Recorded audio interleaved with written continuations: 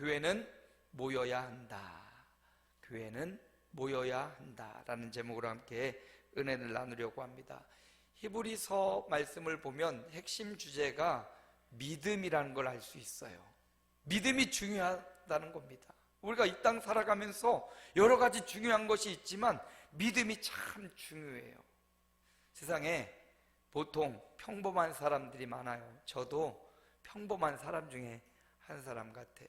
근데 이 평범한 사람들이 정말 재능 있는 사람들, 머리 좋은 사람들, 이거 참 따라가기가 어려워요. 평범하니까. 머리가 좋고 재능이 좋으면 우리가 막 10번 해야 될 것 한 번만 돼도 탁 되는 머리 좋고 재능 있는 사람을 당할 수가 없어요. 근데 여러분, 이 머리 좋고 재능 있는 사람도 당할 수 없는 사람이 있는데, 성실한 사람. 어떤 사람이요? 성실한 사람. 머리 좋아서 반짝반짝 할 수는 있지만 성실한 사람을 이겨낼 수 없어요. 꾸준히 그 일을 하는 사람을 당해낼 수가 없더라고요. 이 물방울, 이게 되게 약한 것 같은데 이 처마 밑에 물방울이 거기다 돌멩이 갖다 놓으면 바위를 뚫어버려요. 그렇게 약한 것 같은 물방울이 계속 떨어지면 바위가 깨지기도 하더라고요. 그처럼 성실하다는 것, 이거 머리 좋고 재능 있는 것을 뛰어넘는 능력, 성실함이 참 중요해요. 여러분이 가정과 직장에서, 사업장에서도 이 성실함, 난 좀 뛰어난 머리는 없어, 난 재능은 별로 없는 것 같아, 그렇다면 성실을 공략하십시오. 아멘. 성실하면 인정받죠. 근데 이 성실한 사람도 당해내기 어려운 사람이 있어요. 재수 좋은 사람. 뭐라고요? 재수 좋은 사람이 있어요. 어떤 사람 보면 꼭 어디 가면 추첨을 하면 막 당첨이 되고, 아니 나는 언제 되는가 봤더니 한 번에도 안 되는데 어떤 사람 막 로또가 2번씩 당첨되고, 재수 좋은 사람이 있어요. 가면 먹을 걸 딱 골랐는데 어떤 사람은 막 썩은 거 골랐는데 그 사람은 막 아주 실한 거 고르고, 주변에 간혹 이렇게 재수 좋은 사람이 있어요. 재수 좋은 사람 당해내기 참 어렵죠. 근데 이 재수 좋은 사람도 당하지 못하는 사람이 있는데, 돈 많은 사람. 돈 많은 사람은 재수가 좋은지 안 좋은지 상관없어요. 이미 바닥에 돈이 많이 있기 때문에 돈이면 해결될 수 있는 문제가 너무 많아요. 그러니까 돈 많은 사람이 있어요. 근데 이 돈 많은 사람 최고인 것 같고 아무 근심 걱정도 없을 것 같아도 이 돈 많은 사람이 당할 수 없는 사람이 있어요. 바로 믿음의 사람입니다. 아멘. 믿음의 사람을 당할 수 없어요. 돈이 많아도 그 마음에 공허하고 해결할 수 없는 문제가 굉장히 많다라는 겁니다. 믿음은 이 공허함을 채울 수 있는 위대한 능력입니다. 외로움을 채울 수 있는 위대한 능력, 바로 그것이 믿음이에요. 믿음. 믿음이 무엇인지 요한일서 기자는 이렇게 말해요. 함께 읽어볼까요? 무릇 하나님께로부터 난 자마다 세상을 이기느니라. 세상을 이기는 승리는 이것이니 우리의 믿음이니라. 믿음이 세상을 이긴대요. 이 믿음은 누구에게로 나요? 하나님께로부터 나요.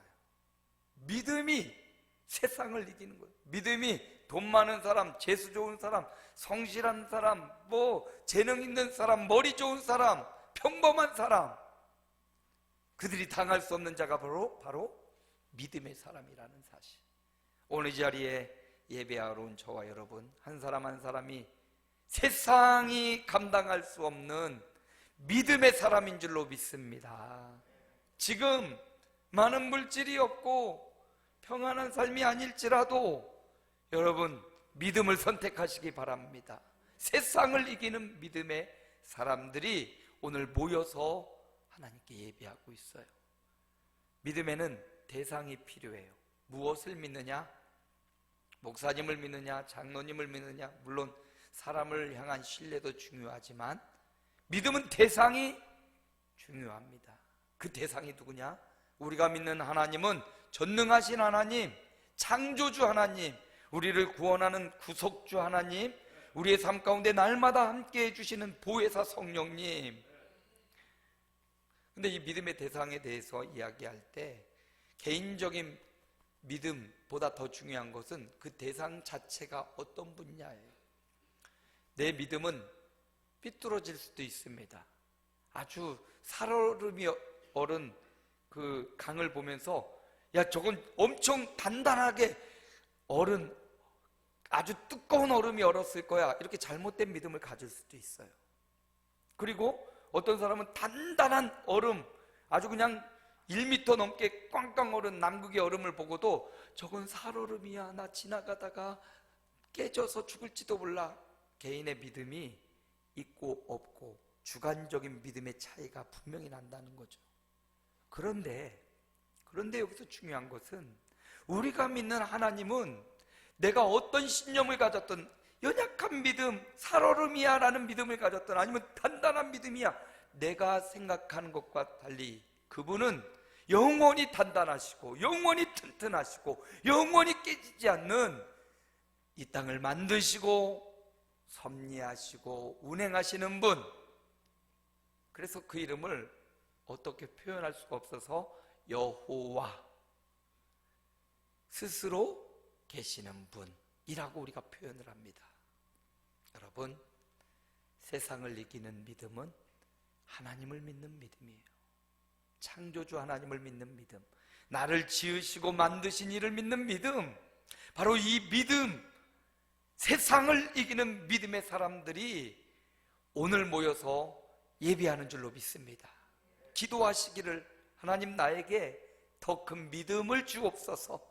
물론 더 큰 재물을, 더 큰 기도 응답을, 더 큰 명예를 달라고도 할 수 있지만, 그러나 성도들이 기본적으로 가장 구해야 될 것, 하나님 나에게 더 큰 믿음을 주옵소서. 그리고 이 믿음이 성장하게 하옵소서. 성장하는 믿음, 자라나는 믿음, 이런 믿음의 사람이 되시기를 축복합니다. 믿음이 세상을 이겨요. 믿음이 공허함을 채울 수 있는 능력입니다.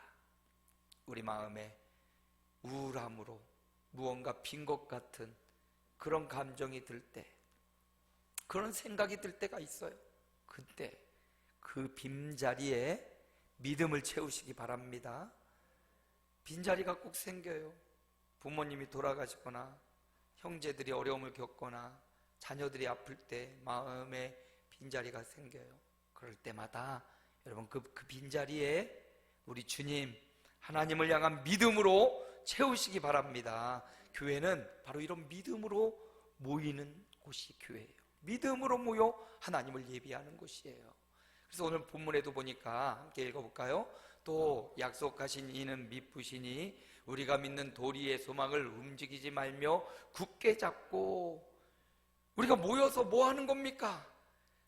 자꾸 주일날 뭐 특별 새벽 기도회라고 자꾸 모이라고 하는데 모여서 뭐 하는 거예요? 이 믿음을 굳게 잡으려고 모이는 거예요.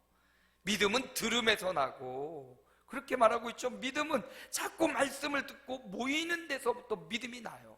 모여서 하나님이 행하신 일들을 우리가 자꾸 이야기하다 보면 그 이야기를 듣다가 믿음이 더 성장하고 자라는 걸 볼 수가 있어요. 근데 여기 보면 중요한 말씀이 있어요. 믿는 도리의 소망을 움직이지 말며 굳게 잡으라. 믿음을 굳게 잡지 못하는 자도 있다는 말이에요. 믿음을 놓쳐버리는 자도 있다는 거예요. 믿는 도리의 소망이 움직이지 말아야 되는데 이게 자꾸 움직이고 흔들리는 사람이 있다는 말이에요. 사단은 우리가 믿음을 굳게 잡고 나가는 것을 원치 않아요. 그래서 믿음을 자꾸 흔들어 보는 거예요. 믿음이 흔들리나 안 흔들리나 툭툭 쳐보면서 사단이 우리를 흔들리게 만들고 믿음을 저버리게 만들고 믿음을 떠나게 만들고, 한 번, 그것이 두 번, 세 번 되면서 우리 믿음이 어느 순간 무너져 버리는 거죠. 뭐든지 세우기는 굉장히 어렵지만 무너지는 것은 너무 쉬워요.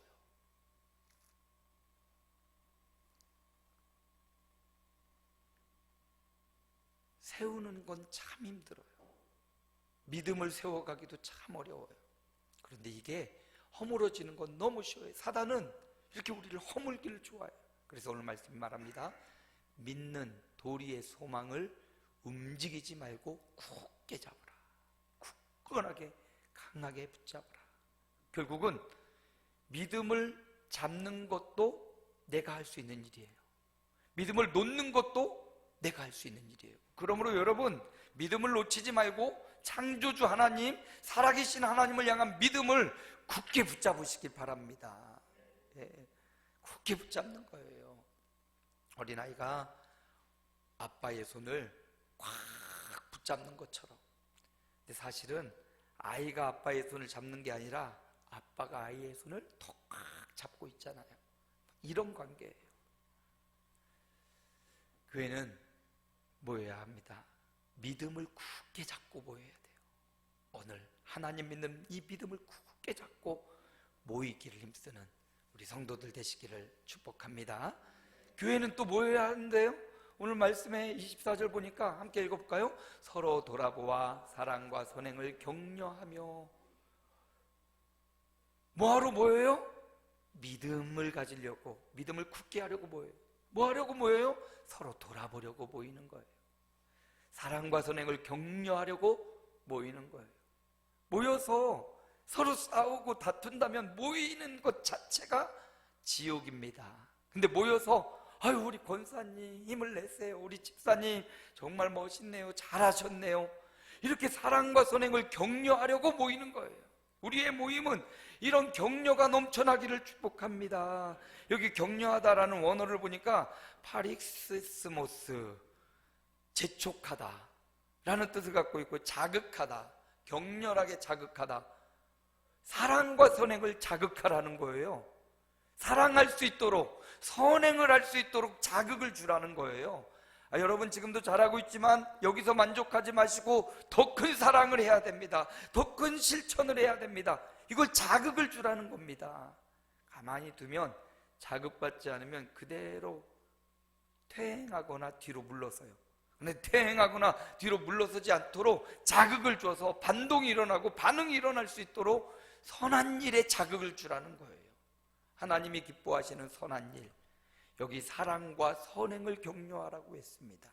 사랑과 선행, 하나님을 사랑하는 것을 더 격려하라는 거예요. 이웃을 사랑하는 것, 하나님 앞에 선한 행위를 하는 것, 성도들에게 선한 행위를 하는 것, 이거를 격려하래요. 격려, 자극을 주라는 말입니다. 이렇게 의도적으로 의식하고 자극하지 않으면, 가만히 두면 사랑하고 선행하느냐? 그렇지 않아요. 그러니까 자꾸 모여서 자극을 주래요. 우리 공동체가 모여서 선한 일을 할 수 있도록, 하나님을 사랑하는 일을 할 수 있도록 자극을 주고, 기도 제목도 주고, 응답도 나누고, 기뻐하는 일도 나누고, 슬픈 일도 함께 기도하도록 제목을 주고, 이게 사랑과 선행을 격려하는 거예요. 이사야는 또 이런 말씀을 줘요. 함께 볼까요? 줄인 자에게 내 심정이 동하며 괴로워하는 자의 심정을 만족하게 하면 내 빛이 흑암 중에서 떠올라 내 어둠이 낮과 같이 될 것이며. 여기 심정을 동한다, 마음을 움직인다라는 뜻이거든요. 이렇게 모여서 뭐예요? 성도들이 교회는 모여야 한다고 했는데 모여서 뭐예요? 심정을 동해야 돼요. 마음을 움직여야 된다는 겁니다. 마음을 움직이는 대화가 있고요, 그냥 중구난방 자신의 정보만 주고받는 대화가 있어요. 어떤 게 더 유익할 것 같아요, 여러분? 마음이 움직이는 대화가 유익하겠습니까? 정보를, 어느 가게 뭐가 싸대, 어느 병원 잘 본대, 정보만 주는 것이 유익하겠습니까? 아마도 더 유익한 건 마음이 움직이는 대화일 거예요. 여기 심정을 동한다. 누구에게? 줄인 자에게, 배고픈 자에게 심정을 동하고, 괴로워하는 자에게 심정을 만족하게 하면, 배고픈 자에게 그 마음을 움직이려면 먹을 걸 줘야 되지 않겠어요? 배고파 죽겠는데 여기 책에 보니까 책을 읽읍시다. 괴로움이 줄어들까요? 줄인 자에게는 심정이 동하는 게 뭐예요? 함께 먹읍시다. 먹을 때 마음이 움직이는 거예요. 또 괴로워하는 자, 슬퍼하는 자에게 자 먹어. 물론 먹으면서 치료가 되는 사람도 있어요. 근데 괴로워하는 사람은 그 괴로움이 뭔지, 그 괴로운 이유가 뭔지, 이게 심정이 동하는 거예요. 그 사람의 케이스에 맞춰서 그 사람이 무엇 때문에 지금 불편한지, 그 사람의 마음이 무엇 때문에 지금 아파하는지, 무엇 때문에 즐거워하는지 마음을 나눌 수 있는, 이게 심정을 통하는 상태를 의미하는 거예요. 여기 서로 돌아보아 사랑과 선행을 격려한다. 이 격려라는 단어는 마음이 움직이는 걸 의미해요. 막 지적하고 그런 게 아니라 마음을 움직이도록. 여러분의 대화를 한번 살펴보십시오. 부부간의 대화도 정보만 주고받는 대화가 있어요. 여보 뭐 했어? 밥 먹었어? 돈 벌었어? 얼마 가져왔어? 정보만 주고받아요. 근데 여러분, 정보만 주고받는 대화는 사랑이 없어요. 마음이 움직일 수 있도록, 그 마음의 상태가 어떤지, 감정이 어떠한지 그걸 보고 마음을 캐치하고 그 마음을 어루만져주는 대화. 교회는 모여서 바로 그거 하는 겁니다. 마음이 움직이는 거예요. 한 주간 어떻게 지내셨어요? 물론 그런 아주 처음 할 수 있는 대화도 필요하지만 그 대화들을 통해서 그 마음을 읽고 그 마음의 상태와 상황을 잘 점검하고 그 마음에 공감해주고, 아파하면 같이 아파해주고, 슬퍼하면 같이 슬퍼해주고, 안타까우면 같이 안타까워해주고, 그게 마음이 동하는 거예요. 그렇게 마음이 동하고 심정을 만족하게 하면 어떻게 해야 된대요? 내 빛이 흑암 중에서 떠오르겠다. 빛이, 숨겨져 있던 빛이 샥 떠오르는 거예요. 그 아픈 마음을 우리가 알아주고 그 마음이 움직이는 대화를 하면 빛이, 그 어둠 가운데 있던 사람에게 빛이 샥 비춰서 어둠이 낙가같이 될 것이고, 여기 이제 이사야 58장 뒤를 보면 물된 동산같이 되어서 빛이 청청하고 아름다운 숲을 우리에게 보여주거든요. 심정이 동하는 것, 돌아보아 서로 사랑과 선행을 격려하는 것, 교회가 모여서 해야 되는 일은 바로 그것입니다. 여러분이 예배 끝나고 막 바쁘게 집에 가지 마시고 주일날 함께 점심 좀 천천히 드셔도 건강에 도움이 됩니다. 그러니까 막 가지 말고 한 주간 어떻게 지내셨는지, 저는 그 시간이 가장 행복해 보여요. 제가 예배 끝나고 밖에 나가면 밖에서 우리 교우들끼리 3, 3, 5 모여서 막 이야기를 나누고 있는 걸 보면 그게 행복해요. 참 행복해요. 서로 심정을 통하고 있구나, 마음을 움직이고 있구나. 그래서 내 자신의 마음을 막 표현할 때가 있고 상대방의 마음을 잘 받아줄 때가 있어야 돼요. 한 사람만 막 계속 말만 하면 서로 피곤할 수 있어요. 그래서 내가 말할 수 있는 내 마음의 심정을 말할 때가 있고, 어느 순간은 상대방의 심정을 들어주고 공감해주는 시간이 또 필요해요. 이 두 가지를 잘 조화롭게 해야 모임의 의미와 목적이 분명해집니다. 그래서 심정을 통하는 교회, 모여서 그 사람의 마음과 심정을 살피고 돌아보는 교회. 교회는 심정을 살피기 위해서, 서로 격려하기 위해서 모여야 하는 장소이라는 거죠. 세 번째, 오늘 본문 말씀 25절에 함께 읽어볼까요? 모이기를 피하는 어떤 사람들의 습관과 같이 하지 말고 오직 권하여 그날이 가까움을 볼수록 더욱 그리하자. 모이기를 피하는 사람과 같이 하지 말고, 히브리서 10장 25절에 분명히 말해주고 있죠. 그날이 가까움을 볼수록, 오늘 하루 갈수록요 그날은 가까워졌습니다. 하루하루가 더 그날이 가까운 거예요. 개인적인 종말도 가까이 오고 우주적 종말도 가까이 와요. 김명희 권사님 언니가 지금 거의 마지막 터널을 통과하고 계신 것 같아요. 그래서 그날이 가까워서 김명희 권사님이 어제부터 하나도 못 드셨대요. 얼마나 마음이 아프고 괴로운지. 오늘 갈 때 우리 김명희 권사님 한 분도 빠짐없이 보면서, 권사님 힘내세요, 하나님이 언니 좋은 데로 데려가시니까 힘내세요, 한번 꼭 안아주십시오. 예. 모이기를 피하는 사람들의 습관과 같이 하지 말래요. 그날이 가까운다니까. 개인적인 종말 죽음의 날도 가까이 오고 있고요, 우주적 종말 주님의 재림의 날도 가까워 있으니까 어떻게 하라고요? 모이기를 피하지 말고 모이기를 힘써라. 어떻게 힘써라? 더욱 그리하라. 더욱 힘써라. 모이기 힘씁시다. 그래서 이번 주간 특별 새벽 기도회를 합니다. 모이기를 힘씁시다. 예, 뭐 누구를 위해 우리가 새벽 기도를 하는 것도 아니고 누구를 위해 예배를 하는 것도 아니에요. 하나님의 영광을 위해, 나 자신을 위해 하나님 앞에 예배하는 거예요. 그래서 누구 눈치도 보지 말고 누구 따라가지도 말고 주님 따라가시기 바랍니다. 그날이 가까움을 볼수록 더욱 그리하라. 지금 한 번 그랬다면 이제 2번 하십시오. 2번 했다면 3번 하십시오. 더욱 그리하는 것은 더해가는 거예요. 그래서 모이기를 피하는 사람들과 같이 하지 말고 더욱 모이기를 힘쓰시는 하나님의 종들이 되시기를 바랍니다. 그래서 사도행전 2장 46절도 이렇게 말해요. 함께 읽어봅시다. 날마다 마음을 같이하여 성전에 모이기를 힘쓰고 집에서 떡을 떼며 기쁨과 순전한 마음으로 음식을 먹고. 초대교회도 이렇게 마음을 같이하여 모였대요. 같은 마음으로 모였대요. 어떤 마음으로 모였냐? 사람마다 마음이 다 여러 가지잖아요. 여러분 직장도 공장도 여러분 생각하는 뭐 사업장도 걱정하고 생각하는 마음이 막 흩어져 있지만 예배하러 모여서, 교회에 모여서는 한 가지 생각, 오직 하나님의 영광을 위하여, 하나님께 우리의 몸과 마음을 드리는 이 한 마음으로 하나 마음을 같이 하시기 바랍니다.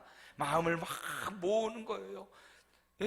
아무것도 일어나지 않지만 돋보기는, 이 돋보기 써보셨죠? 요즘 뭐 돋보기가 별로 필요가 없어서 돋보기로 갖다가 종이에 두고 햇빛을 착 모으면, 아니 그 종이가 아무렇지도 않다가 그 빛이 모아져서 받으면 타버리잖아요. 그 또 새카만 종이에다가 돋보기를 대면 이게 불이 나고 막 활활 타버리더라고. 마음을 같이 한다는 것은 이렇게 마음을 모으는 거예요. 누구를 향한, 한 사람 한 사람 개별의 마음이 아니라 하나님 향한 마음, 하나님을 예배하는 마음. 모여서 우리가 뭐예요? 예배하고 찬양하고 경배하고 하나님을 높이는 거예요. 그곳에 마음을 집중시키는 거예요. 돋보기가 햇빛을 완전히 초점을 모으듯이 하나님께 마음을 모으는 거예요. 그래서 교회는 모여야 합니다. 모여서 하나님께 마음을 같이 모으는 거예요. 말씀을 마무리합니다. 교회는 모이는 곳이에요. 모여야 살고 모여야 합니다. 어떻게? 어떤 마음으로 모여야 돼요? 첫째, 믿음을 굳게 잡고 모여야 돼요. 믿음을 굳게 잡고. 2번째는요, 서로 격려하며 심정을 통하며 모이는 교회가 돼야 돼요. 3번째, 마음을 같이하여 더욱 모이기를 힘쓰라 명령 따라. 우리 아름다운 교회가 코로나를 이겨내고 바쁘고 분주함도 이겨내고 개인적 사사로운 생각과 감정도 불어내고 하나님을 예배하고 마음을 같이하여 모이기를 더욱 힘쓰는 우리 아름다운 교우들 다 되시기를 주님의 이름으로 축복합니다.